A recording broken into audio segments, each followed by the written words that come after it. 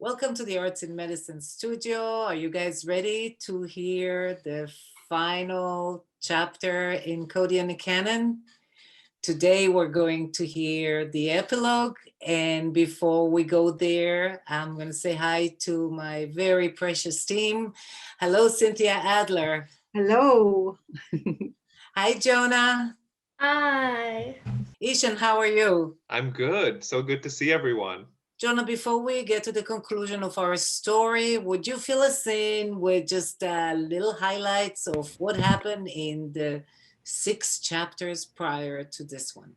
Cody, Violet, and Waffles, Cody's dog, have gone on this massive ship that was blown up from a small toy of Violet's, his ship, and were flown to this evil planet. And after seeing the evil rulership and being brought to this prison, they decided they wanted to help.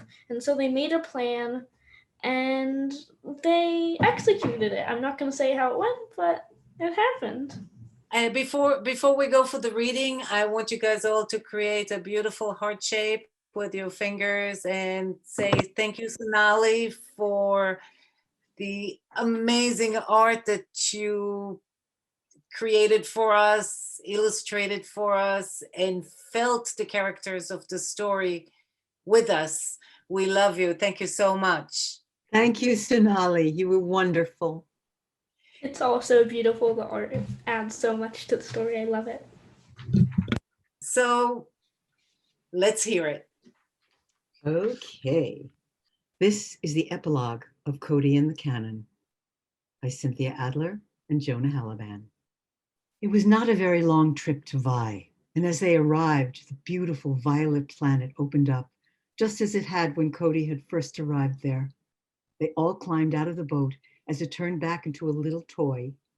Violet put it into her pocket. Rigo and Wigo quickly came to meet them and first ran to Raya to make sure that she had been safe after being gone for a longer time than they had imagined. And then they went to hug Cody and Waffles and Violet as well.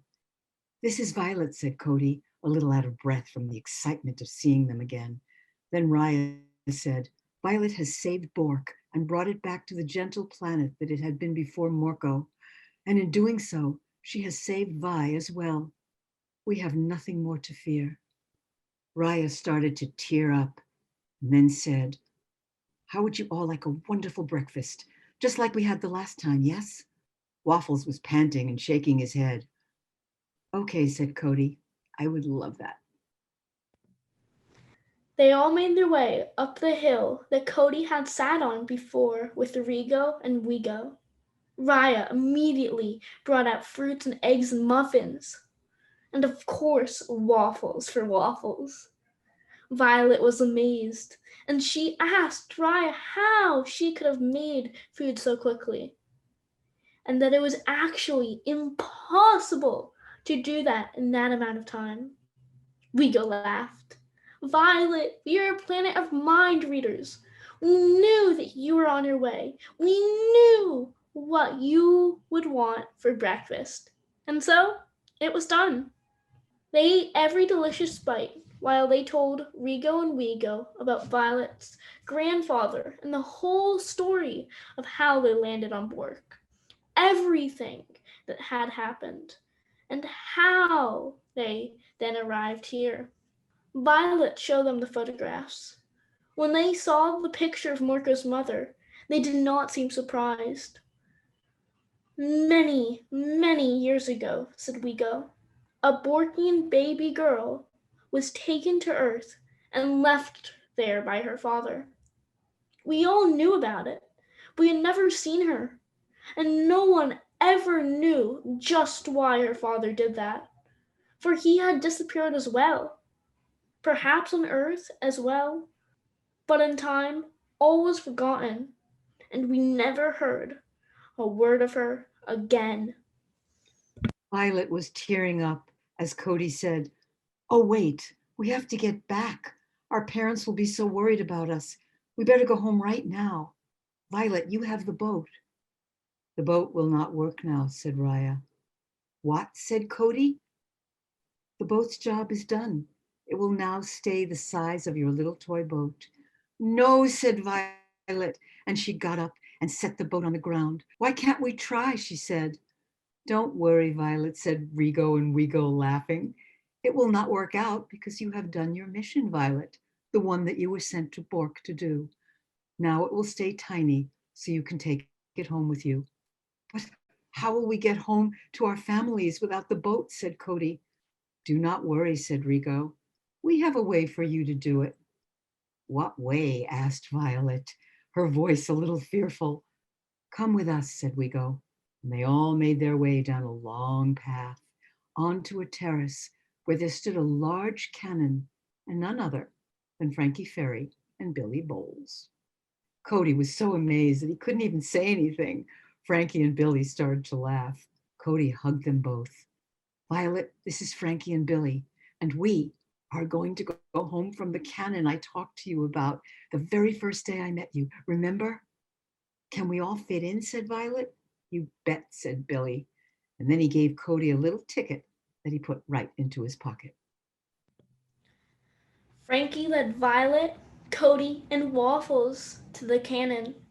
They all looked back to Raya, Wego, and Rigo and blew them kisses. They all knew they would be back on Vii someday.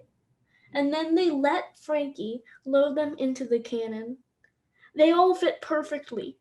Billy Bowles then counted to 10, and they heard a loud blast, so loud that they had to cover their ears. And at once they were headed into space, the three together, slowly going down, down, down, and landing softly on green summer grass in the dark in front of the lake. Cody was feeling a bit sad, and Waffles was licking Violet's hand. She was holding the little toy boat, and it seemed just like a dream to all of them. Violet, let's meet after school tomorrow and walk home together, okay? I would love that, said Violet as she reached into her pocket and pulled out the 3 photographs. I think you should have one of these photographs, Cody. I think the one of Morko's mother. And she gave the photo to Cody, and he put it back in his pocket with the ticket from Vii. They all hugged each other and went back home. Cody and Waffles snuck quietly into the house. It was 4 o'clock in the morning. Cody and Waffles were tired, very tired. So they bundled up in bed together for what seemed like 20 minutes before his mom, Susan, shook him awake. Cody, Cody, you were sleeping so long. It's time for breakfast. I made your favorite, scrambled eggs. Well, get dressed and bring Waffles in for breakfast, or you may be very late for school. Cody ran to brush his teeth and came out in his pajamas for breakfast.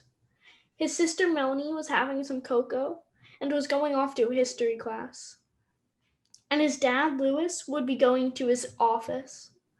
Cody ate with a passion as Melanie started to laugh and said, "Meet any new aliens last night, Cody?" And they all started laughing. "Actually," said Cody, "I did. Want to hear about it?" "Sure," said Melanie as she rolled her eyes and wondered what little story Cody would be thrusting on the family today. He told the family all about it. He left nothing out. They all sat very quietly. Then Cody reached into his pocket and pulled out the photograph. This is Morko's mother. Violet gave it to me after we landed. She is married to Violet's grandfather's cousin. They passed around the photo and no one said a word. Then Cody reached into his pocket and pulled out the little ticket that Billy had given him. He hadn't looked at it when he got back down to earth. It said, "We shall forever remember Cody and the Cannon, and Waffles and Violet, and all that you have done for our grateful Planet Vii." It had a stamp on it, a strange-looking stamp that no one in the family had ever seen before, an alien face smiling.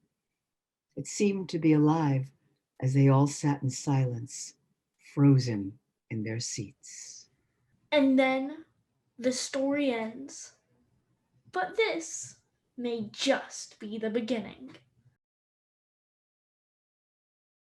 Thank you again so much, Cynthia Adler and Jonah Halaban, for spending countless hours and creating a story straight from your imagination and your core being to share with us and the Arts and Medicine studio. Thank you, Ishan, for all the work preparing our footage for editing. Thank you, Evan, for editing the film and making it be so incredibly smooth and beautiful.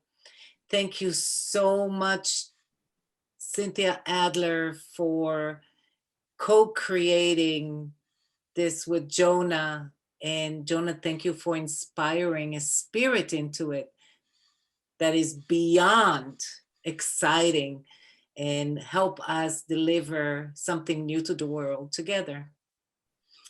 I have a few questions if you guys don't mind. Not And at you all. guys at home, if you have questions, of course, send them to me at aimnitsa@gmail.com so we can get you the answers from the co-creators. I wanted to ask you, Cynthia, what is it like collaborating with a person from a whole different generation than you?